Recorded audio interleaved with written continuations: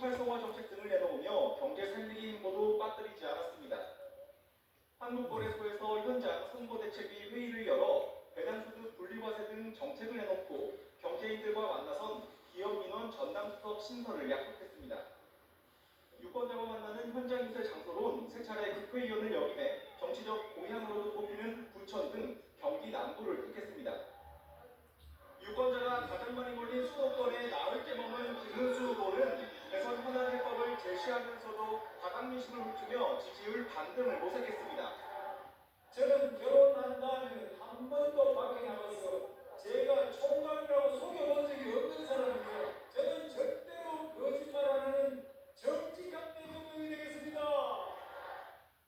오늘은 두 번째 TV 토론의 준비를 위해 일정을 최소화할 거로 보이는데 반경 스탬프 구체화를 위한 노력은 계속 이어가고 있습니다. 손학규 전 바른미래당 대표는 이재명 후보에게 나라를 맡길 수는 없다며 김문수 후보 공개 지지를 선언했습니다. YTN 임성재입니다.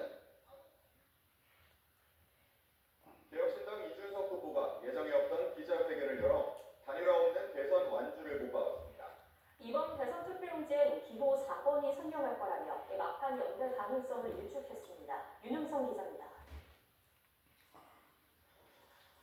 유세 일정을 마친 뒤 국회를 찾아 긴급 기자회견을 연 개혁신당 이준석 대선 후보.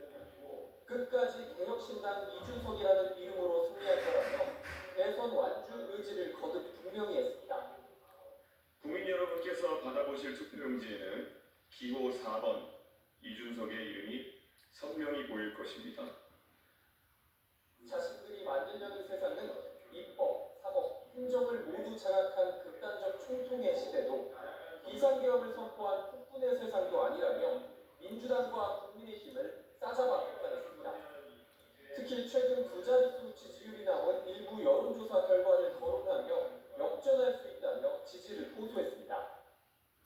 야만에 선포된 무지몽매한 비상계엄령을 단 몇 시간 만에 해제하였듯 두 개의 거탑을 무너뜨리기에 12일이면 충분한 시간입니다.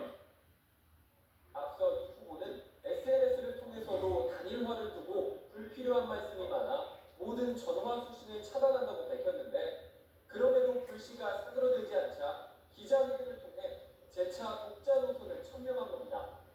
앞서 이 후보는 안보와 경제 살리기에 중점을 둔 유세 행보를 이어갔습니다. 최영일 전 천안함장과 만나 과거 민주당 일각에서 천안함 피격 사건의 음모론을 제기한 것을 두고 망신주기라고 규탄했고 주한미국 상공회의소 간담회에서 시대에 떨어지는 규제를 개선해 기업하기 좋은 나라로 만들겠다고 약속했습니다. 이날을 찾아 학생들과 점심 먹기 행사도 이어나가며 청년층 표심 다지기도 빼놓지 않았습니다. 이준석 후보의 행보는 단일화 가능성을 단 1%도 남겨두지 않겠다는 의지로 풀이됩니다. 단일화 없이 당선된 지난해 총선에 이른바 동탄의 기적을 재현한다는 목표인데 남은 두 차례 TV 토론에서 반전을 이루겠다는 각오를 가지고 있습니다. YTN 윤홍성입니다. 윤석열 전 대통령이 관람한 부정선거 의혹을 다룬 영화를 두고 중앙선관위가 이례적으로 비판적인 입장을 내놨습니다. 민주당도 압박 수위를 높이는 가운데 국민의힘 내부에서도 여전히 부정적인 목소리가 흘러나오는 등 후폭풍이 이어지고 있습니다. 홍민기 기자입니다. 헌재 파면 결정 뒤 첫 공개 행보로 부정선거 의혹을 다룬 영화를 관람한 윤석열 전 대통령. 비상계엄 명분의 하나로 삼은 사전투표 조작 의혹 등 각종 선거 의혹을 다룬 영화를 윤 전 대통령이 직접 관람하면서 논란이 일었습니다. 이에 중앙선거관리위원회가 입장을 내고 영화에서 제기된 의혹을 조목조목 반박했습니다. 선거인 명부를 해킹해 이른바 유령 유권자를 만들 수 있다는 주장은 수많은 관련자가 동시에 조작에 가담해야 하는 만큼 현실적으로 불가능하고 수도권 거의 모든 선거구 사전투표에서 양당 후보 간 득표 비율이 똑같았다는 주장도 사실이 아니라고 설명했습니다. 다른 의혹들 역시 이미 선관위에서 해명하거나 법원 판결로 해소됐는데도 해당 영화가 부정선거 음모론을 부추기고 있다며 깊은 유감이라고 밝혔습니다. 정치권 파장도 이어졌습니다.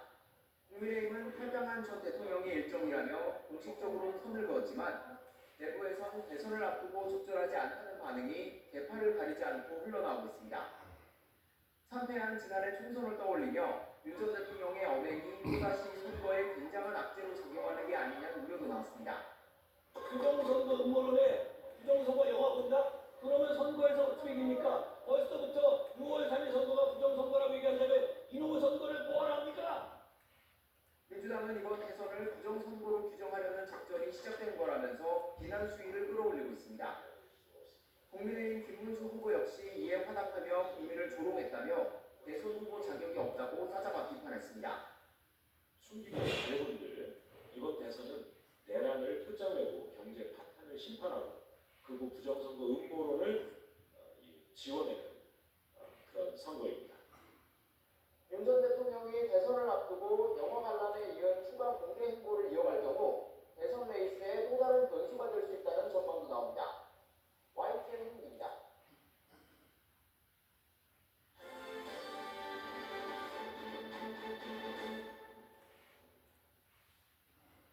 고 노무현 전 대통령 서거 16주기 추도식이 오늘 오후 2시부터 경남 김해시 봉하마을 생태문화공원에 마련된 특설부대에서 진행됩니다. 추도식에는 권양숙 여사와 아들 건호 씨, 딸 정현 씨가 참석하고 문재인 전 대통령과 김정숙 여사도 지난해에 이어 올해에도 자리를 함께합니다. 노무현 재단은 추모를 넘어 대통령의 철학을 시민의 언어로 새롭게 기억하고 실천하기 위한 과정이라고 추도식 주제를 설명했습니다. 김건희 여사의 도이치모터스 주가 조작 의혹을 재수사하는 검찰이 최근 주가 조작 공범을 불러 조사한 것으로 확인됐습니다. 재수사팀이 꾸려진 뒤 첫 관련자 소환 조사인데 김 여사에 대한 수사가 본격화한 것이라는 평가가 나옵니다. 김홍래 기자의 보도입니다. 김건희 여사의 브리치모터스 주가 조작 연루 의혹을 재수사하는